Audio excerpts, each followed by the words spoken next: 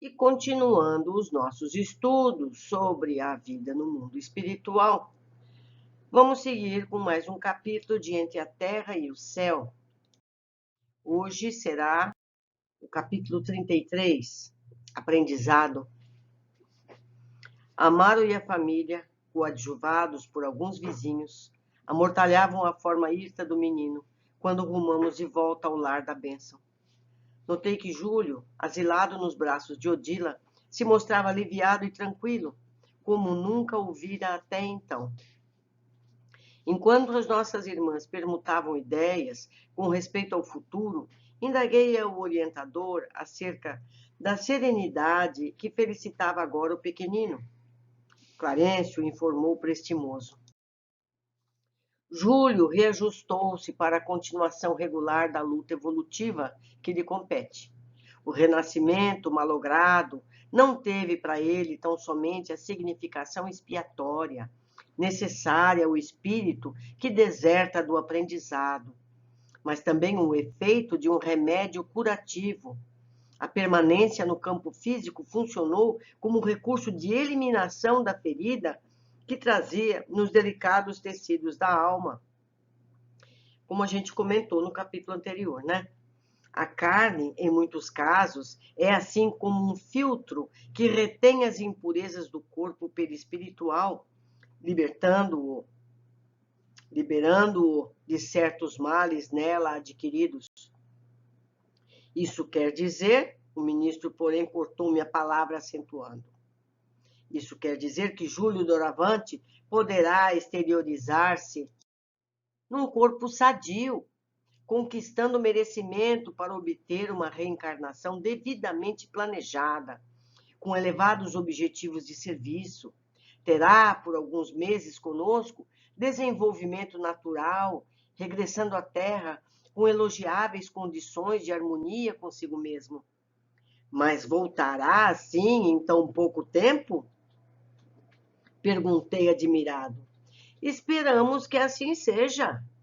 Deve atender ao crescimento de qualidades nobres para a vida eterna, que somente o retorno à escola da carne poderá facilitar. Além disso, precisa conviver com Amaro e Zulmira e Silva, de maneira a confraternizar-se realmente com eles, segundo o amor puro que o Cristo nos ensinou. Aproveitar que estão todos encarnados, né? Essas anotações, ponderei, lançam nova claridade em nosso estudo da vida. Compreendemos, assim, que as moléstias complicadas e longas guardam função específica.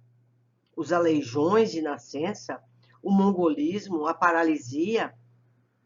Sim, confirmou o orientador, por vezes é tão grande a incursão da alma nas regiões de desequilíbrio que mais extensa se faz para ela a viagem de volta à normalidade. Sorrindo, acrescentou: o tempo de inferno restaurador corresponde ao tempo de culpa deliberada.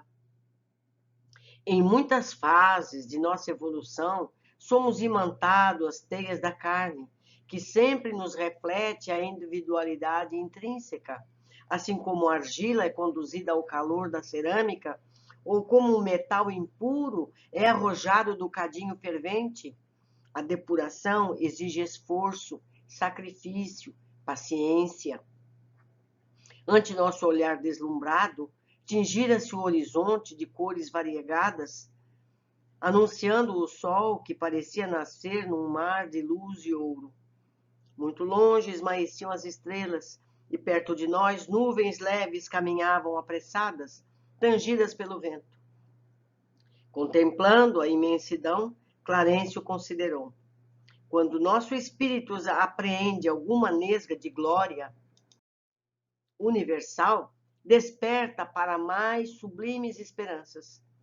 Sonha com acesso a esferas divinas, suspira pelo reencontro com amores santificados que o esperam em vanguardas distantes, aceitando então duros trabalhos de reajuste, que representam, em verdade, para nós, alguns decênios de renunciação na Terra, em confronto com a excelsitude dos séculos de felicidade em mundos de sabedoria e trabalho enaltecedor.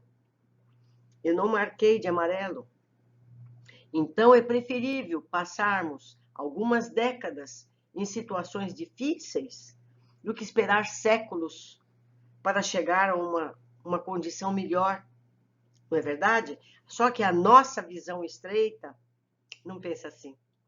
Mas é preferível a gente ter resiliência. Vamos viver com resignação os problemas que tivermos, físicos ou emocionais. Ah, se os homens percebessem, obtemperei lembrando a rebelião que tantas vezes nos prejudica no mundo. Entenderão algum dia, objetou Clarence otimista, todos os seres progridem e avançam para Deus. O homem terrestre crescerá para o grande entendimento e louvará. Feliz, o concurso da dor, o embrião do jequitibá, com os anos que converte em tronco vetusco, rico de beleza e utilidade, e o espírito com os milênios transforma-se em gênio soberano, coroado de amor e sabedoria. Depois de um minuto de silenciosa adoração à natureza, o instrutor continuou. Volvendo ao caso de Júlio, não podemos olvidar que milhares de inteligências, entre o berço e o túmulo, estão procurando a própria recuperação. À medida que se nos aclara a consciência e se nos engrandece a noção de responsabilidade, reconhecemos que a nossa dignificação espiritual é serviço intransferível. Devemos a nós mesmos quanto nos sucede em matéria de bem ou de mal. Importante observar, disse Hilário pensativo, como a vida reclama, no refazimento da paz, a conjugação daqueles que entraram em guerra uns com os outros. No passado, Júlio arrojou-se ao despenhadeiro do suicídio sob a influência de Amaro e Zulmira. Após indispor-se com Silva, estão todos presos nessa rede. E agora, completou Clarence, reabilita-se com o auxílio de Zulmira e Amaro, de modo a reharmonizar-se com o enfermeiro. É natural que assim seja? Mas Júlio, antes de tornar ao mundo, através do nosso amigo ferroviário, indaguei, onde estaria? Depois de haver eliminado o próprio corpo, satisfazendo a simples capricho pessoal, sofreu por muitos anos as tristes consequências do ato deliberado, amargando nos círculos vizinhos da Terra as torturas do envenenamento a se lhe repetirem no campo mental. A morte prematura, quando traduz indisciplina diante das leis infinitamente compassivas que nos governam, constrange o espírito que a provoca a dilatada purgação na paisagem espiritual. Não podemos trair o tempo e a existência planificada subordina-se a determinada cota de tempo que nos compete esgotar em trabalho justo. Quando esses recursos não são suficientemente aproveitados, arcamos com tremendos desequilíbrios na organização que nos é própria. Sofreria, porém, a sós? Nem sempre, informou o instrutor. Quando não se achava em martirizada solidão, via-se, como é lógico, onde se lhe mantinha preso o pensamento. Ante a nossa curiosidade indagadora, acrescentou, os pensamentos dele se alimentavam na atmosfera psíquica de Zulmira, Amaro e Silva, que lhe serviam de pontos básicos ao ódio. Ensinava Jesus que o homem terá o seu tesouro onde guarde o coração. E, efetivamente, todos nos imantamos em espírito às pessoas, lugares e objetos aos quais se liguem os nossos sentimentos. Mas Júlio estava em contato com eles nas esferas espirituais ou nas experiências do mundo físico? Partilhava-lhes a vida simplesmente. E a vida, em qualquer setor de luta, é invariável. Entretanto, por detestar Amaro mais profundamente, pesava com mais intensidade sobre ele. O ferroviário, na existência do espaço, conheceu-lhe a perseguição acérrima, ouvindo-lhes as acusações, as queixas, nas regiões purgatoriais, e ao se reencarnar na atual condição, foi seguido de perto por Júlio, que lhe afligia a mente, dele exigindo o necessário concurso à formação de novo corpo. Em razão da leviandade de Amaro, quando na personalidade de Armando, caminhava para o suicídio. Por isso mesmo, a lei permitia-lhe a união com um amigo transformado em desafeto, companheiro esse do qual reclamava a renovação da oportunidade perdida. Clarencio fitou-nos de modo especial e aduziu. Entre o credor e o devedor, há sempre o fio espiritual do compromisso. A gente não se separa nunca, até que se transforme em amizade. Aí torna a não se separar, primeiro unidos pelo ódio e depois unidos pelo amor, não é? Amaro teria tido dessa forma uma juventude algo conturbada, ponderei com objetivo de estudo. Sim, como acontece à maioria dos moços de ambos os sexos, a luta vulgar muito cedo acordou para o ideal da paternidade. Em sonhos fora do corpo denso, encontrava-se com o adversário e lhe pedia o retorno ao mundo, e ansioso de reconciliação, pensava no casamento com extremado desassossego, desejoso de saldar a conta que reconhecia dever. Muito jovem ainda encontrou Odila, que o aguardava, consoante o acordo por ambos levado a efeito na vida espiritual. No entanto, as vibrações de Júlio eram efetivamente tão incômodas que a primeira esposa do nosso amigo não conseguiu acolhê-lo de imediato, recebendo Evelina em primeiro lugar, de vez que a ligação do casal com ela se baseia em doces afinidades. Somente depois da primogênita é que se ambientou para a incorporação do suicida em sofrimento. Esse ponto de nossa conversação, lembrei respeitoso, fez-me recordar os conflitos interiores de muitos rapazes, de muitas moças na terra. Às vezes, se arrojam ao casamento com absoluta inaptidão para as grandes responsabilidades, qual se estivessem impulsionadas por molas invisíveis, sem qualquer consideração para com os impositivos da prudência, como se fossem atacados por subitânea loucura, desatendem a todos os conselhos do lar ou dos amigos para despertarem depois com problemas de enorme gravidade, quando não acordam sobre a neblina de imensas desilusões. Agora compreendo, na base dos sonhos juvenis, quase sempre, moram dívidas angustiosas a que não se pode fugir. Então a gente sempre pensa, tá tudo certo, nós é que não sabemos. Não é verdade? Tem que ser assim. Então, às vezes, a gente lamenta uma gravidez, mal sabemos nós que essa gravidez é abençoada, porque a partir dela vamos resolver problemas muito sérios. Mas vamos continuar. Sim, confirmou o ministro, grande número de paixões afetivas no mundo corresponde a autênticas obsessões ou psicoses, que só a realidade consegue tratar com êxito. Em muitas ocasiões, por trás do anseio da união conjugal, vibra o passado, através de requisições dos amigos ou inimigos desencarnados, aos quais devemos colaboração efetiva para a reconquista do veículo carnal. A inquietação afetiva pode expressar escusos labirintos da retaguarda. Refletido nas lutas da alma, atirada às experiências da vida, com tantos enigmas a solver, acudiu-me a lembrança antiga questão que habitualmente me vinha à cabeça. E os anjos de guarda? Inquiri. Diante da surpresa que assomou ao semblante do nosso orientador, acentuei reverente. perdoa-me, mas ainda sou estudante incipiente da vida espiritual. Os anjos da guarda estão em nossa esfera? Clarencio encarou-me admirado e sentenciou: os espíritos tutelares encontram-se em todas as esferas.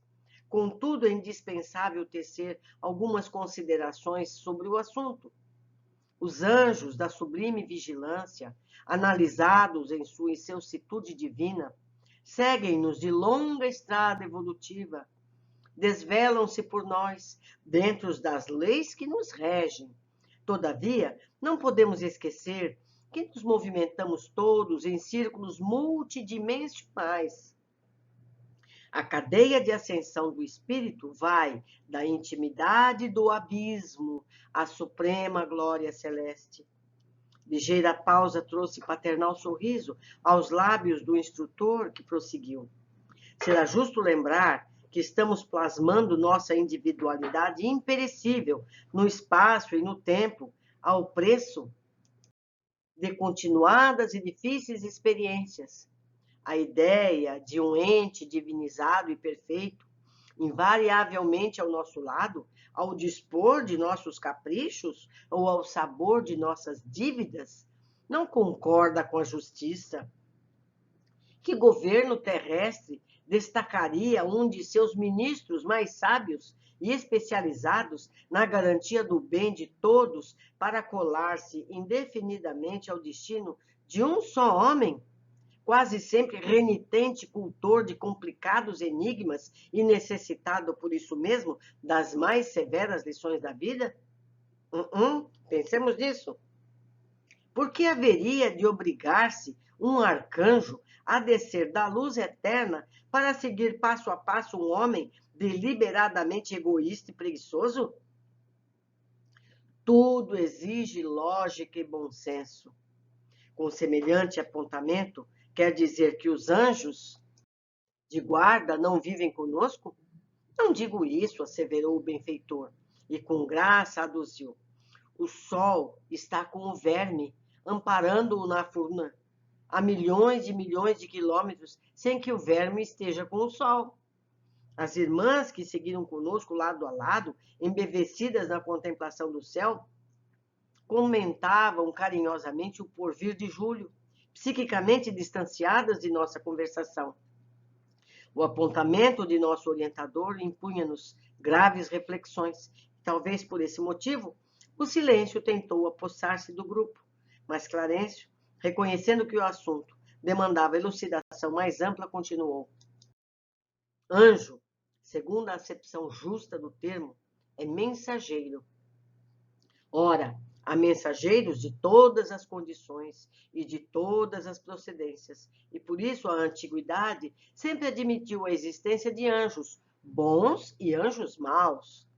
Anjo da guarda, desde as concepções religiosas mais antigas, é uma expressão que define o espírito celeste que vigia a criatura em nome de Deus, ou pessoa que se devota infinitamente a outra, ajudando-a, defendendo-a em qualquer região. Convivem conosco os espíritos familiares de nossa vida e de nossa luta, dos seres mais embrutecidos aos mais sublimados. Temos a corrente de amor, cujos elos podemos simbolizar nas almas que se querem ou que se afinam umas outras, dentro da infinita gradação do progresso.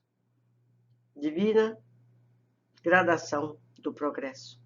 A família espiritual é uma constelação de inteligências cujos membros estão na terra e nos céus. Aquele que já pode ver mais um pouco auxilia a visão daquele que ainda se encontra em luta por desvencilhar-se da própria cegueira. Todos nós, por mais baixo nos revelemos na escala da evolução, possuímos não longe de nós alguém que nos ama, a impelir-nos para a elevação. Isso podemos verificar nos ciclos da matéria mais densa. Temos constantemente corações que nos devotam estima e se consagram ao nosso bem. De todas as afeições terrestres, salientemos, para exemplificar, a devoção das mães. O espírito maternal é uma espécie de anjo ou mensageiro, embora muita vez circunscrito ao cárcere de ferro egoísmo na custódia dos filhos.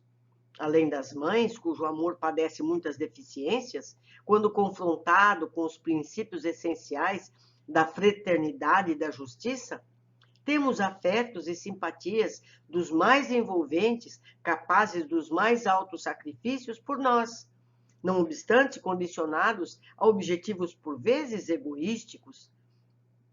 Não podemos olvidar, porém, que o admirável altruísmo de amanhã começa na afetividade estreita de hoje, como a árvore parte do embrião.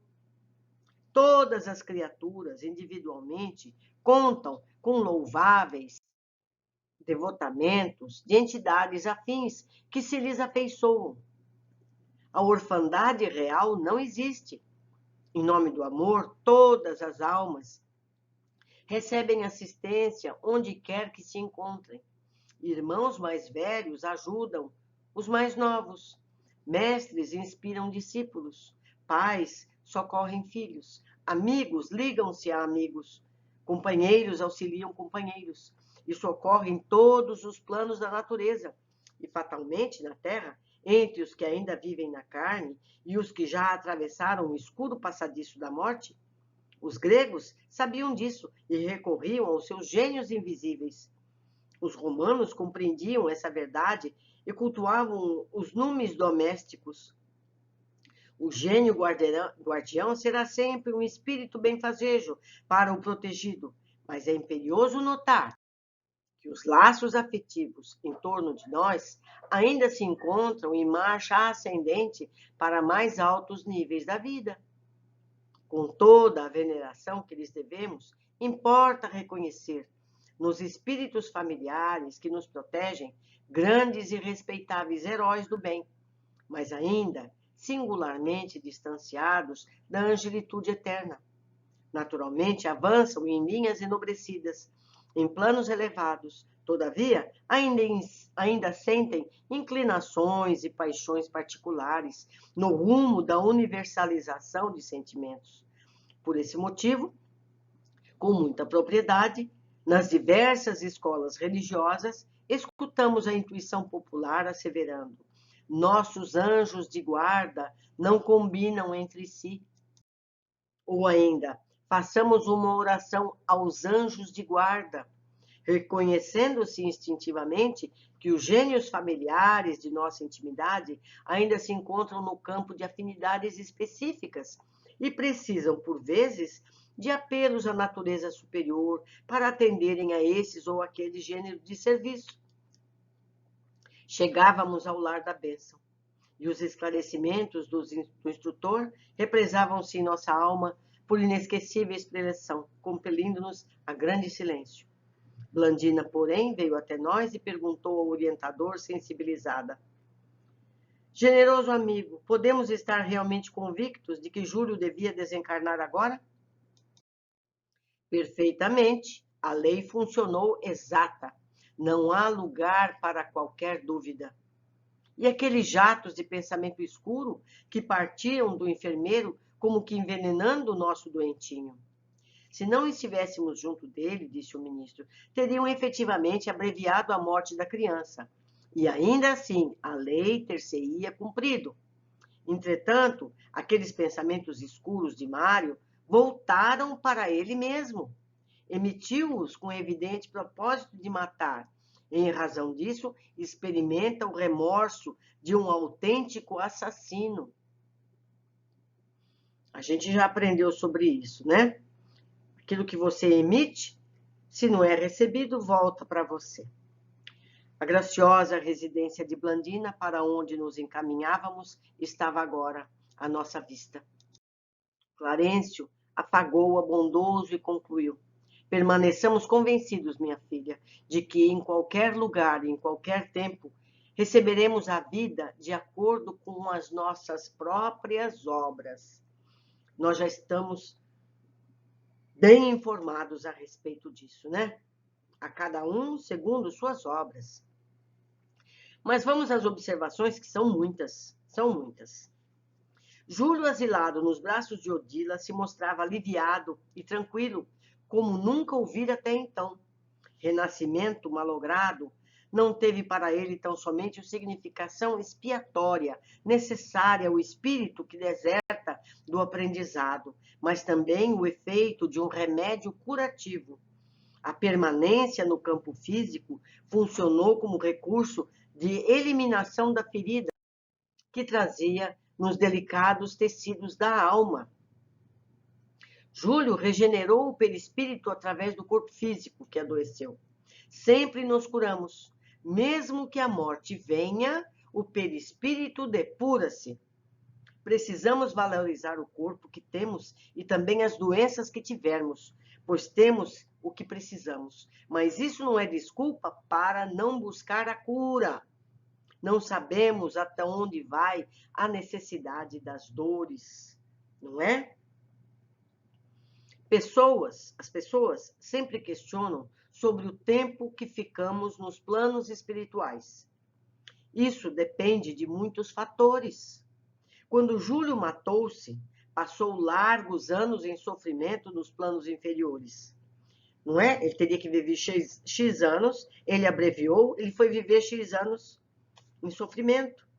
Depois vimos Júlio nascer 2 vezes numa mesma família, curto período no plano espiritual, e voltará novamente em pouco tempo e para o mesmo agrupamento de pessoas. Mas voltará assim em tão pouco tempo? Perguntei admirado. Esperamos que assim seja. Deve atender ao crescimento de qualidades nobres para a vida eterna, que somente o retorno à escola de carne poderá facilitar. Precisa conviver com Amaro, Zulmiro e Silva, de maneira a confraternizar-se. Imaginemos, se o Júlio fosse dessa vez para o plano espiritual e ficasse lá 30 anos, essas Amaro, Zulmiro e Silva estariam velhos. Ele não poderia ter a relação que ele precisa ter com eles. Então, tudo é regida pela necessidade de crescimento do espírito. Às vezes nasce em seguida e às vezes passa um século do lado de lá. Dependem de muitos fatores, não é mesmo? Clarencio fala sobre onde e como estacionamos a alma, citando Jesus.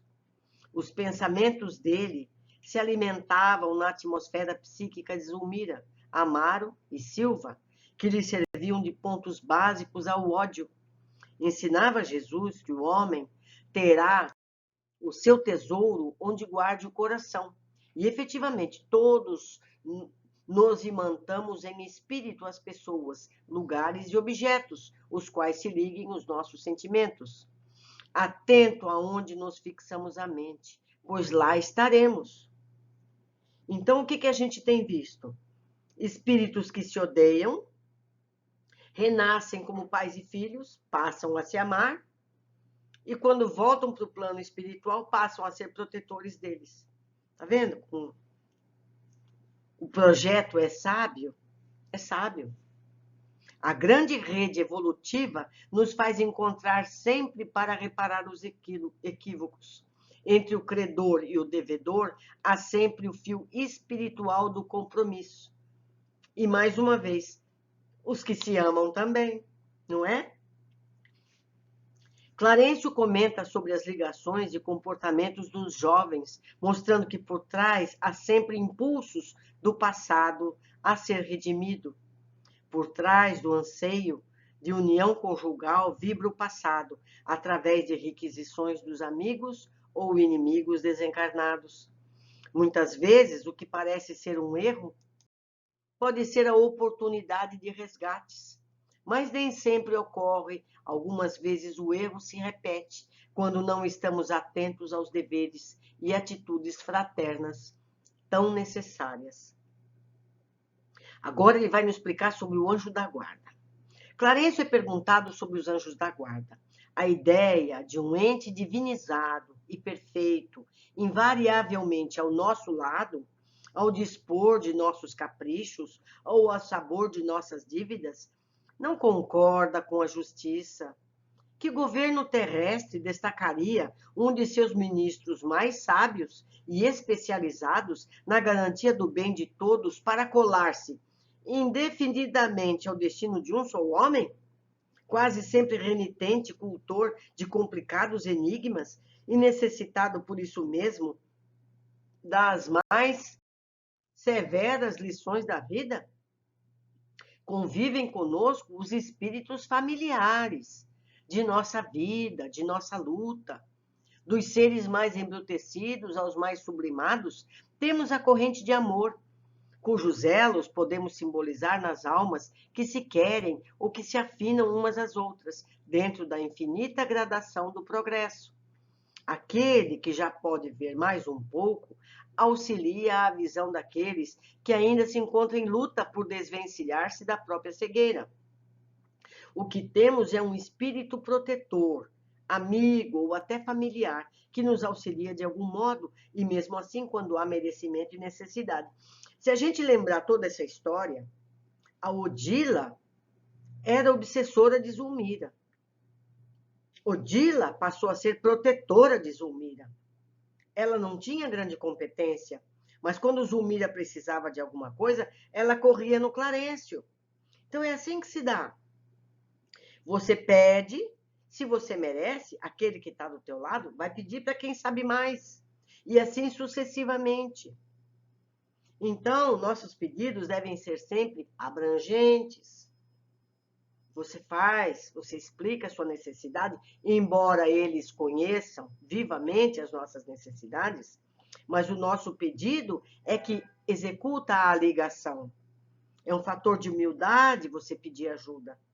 E isso nos sensibiliza, e nos sensibilizando, a gente se liga àqueles que nos protegem. Então, eu sei que muita gente vai dizer, não, Deus está cuidando de todos. Está sim, cuidando do conjunto. Deus cuida do conjunto de todos os planetas do universo. Mas ele tem os seus ministros que de cadeia em cadeia vamos nos auxiliando e ajudando-nos a todos. Nós estamos treinando também para sermos anjos. Não foi dito que nós vamos evoluir até ser anjos? Então a gente já vai treinando. A gente já pode ajudar aqui mesmo encarnado os nossos pares à nossa volta, não é? Tudo é treinamento. Vamos seguindo. Clarencio esclarece sobre o desejo de Mário pela morte da criança.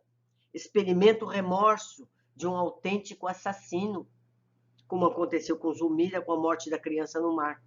São emoções negativas que geram sofrimento e resultam em resgates necessários.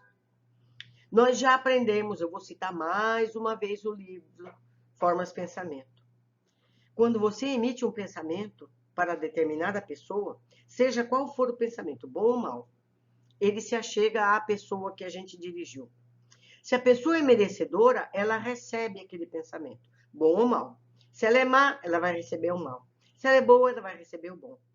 Mas se você manda um pensamento para uma pessoa que não merece, aquilo volta, aquela energia volta para o emissor. Então, se a gente só tem bons pensamentos, se a pessoa não merece aquilo, volta para nós um bom pensamento.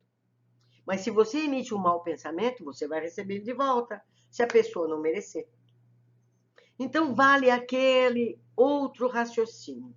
Quando uma pessoa nos fala alguma coisa negativa, nos manda uma coisa dessa natureza, a gente, racionalmente, não estou falando só pensamento, a gente costuma dizer que isso é como um presente. Se chega um presente na sua porta, com laço de fita e tudo, e você não pega esse presente, ele não te afeta, ele volta para onde ele veio. Essas vibrações é a mesma coisa. Então, quando a pessoa te manda uma coisa dessa, xinga você, discute com você, te xinga, basta você não receber o presente. Não receba essas ofensas. Releve. Isso tudo volta para ela. Não é verdade? Ficamos por aqui com mais esse capítulo, onde aprendemos muita coisa. Temos aprendido bastante com essa série de André Luiz e vamos continuar aprendendo. Eu espero vocês no próximo capítulo. Um abraço para todos.